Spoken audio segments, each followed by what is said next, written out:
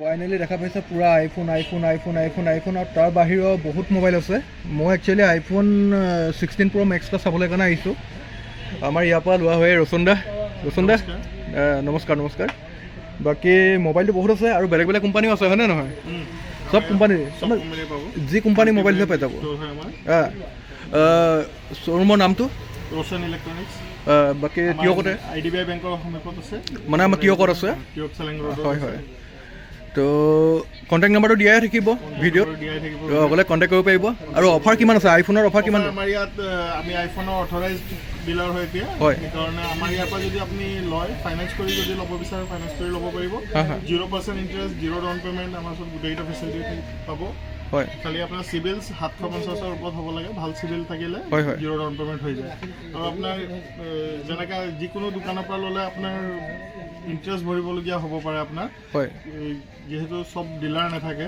যাৰ আইফোনৰ লগত মানে এপল কোম্পানীৰ লগত মেপিং হৈ থাকে, অথৰাইজ থাকে, তেওঁলোকৰ পৰা যদি লয় তেতিয়া আপোনাৰ 0% ইণ্টাৰেষ্টত ল'ব পৰা যায়।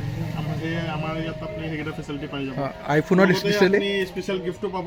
আমাৰ ইয়াত আইফোন যেতিয়া পাৰচেজ কৰিব লগত এটা আপোনাৰ ইয়াৰবাডছ এটা আমাৰ ফালৰ পৰা ফ্ৰী দিয়া হৈছে। বাকী আইফোনটো এভেইলেবল, তাৰ বাহিৰেও বেলেগ কি আছে? আমাৰ গোটেইকেইটা ব্ৰেণ্ডে পাব। ৰিয়েলমি, অপ্পো, ভিভো, মটৰলা গোটেইকেইটা ব্ৰেণ্ডে পাব। আৰু ইণ্ডিয়ান ব্ৰেণ্ডখিনি এভেইলেবল আছে। SDB ফাইনেন্স, এটাতো মই লৈছোঁ অলৰেডি আগতে। SDB ফাইনেন্স, বাজাজ ফাইনেন্স আৰু TVS ফাইনেন্স গোটেইকেইটা আছে। লগতে চেমচাং ফাইনেন্স, আপোনাৰ চেমচাঙৰ ডাইৰেক্ট ফাইনেন্স যিটো আছে চেমচাং ফাইনেন্স প্লাছ, সেইটোতো পাব।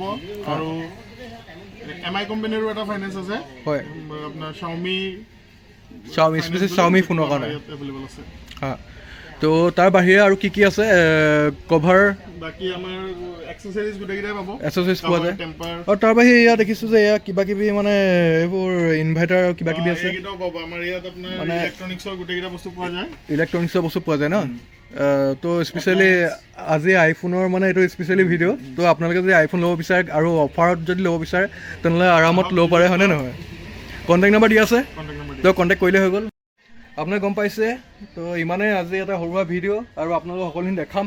তো আপোনাৰ ভিডিঅ'টো শেষলৈকে চাব, তো এনজয় কৰক, আৰু ভাল পালে লাইক শ্বেয়াৰ এণ্ড ছাবস্ক্ৰাইব কৰিব নাপাহৰিব। তো আহক আজি ভিডিঅ'টো আৰম্ভ কৰোঁ।